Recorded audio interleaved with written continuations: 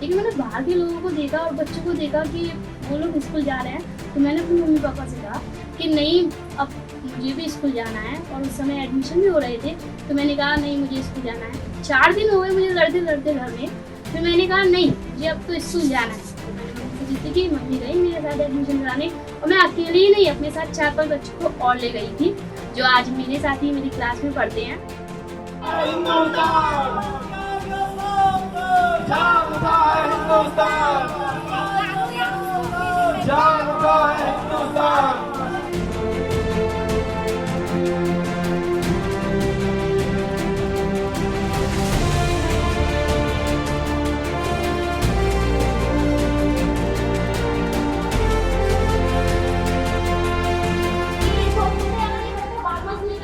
क्यों कर रहा है?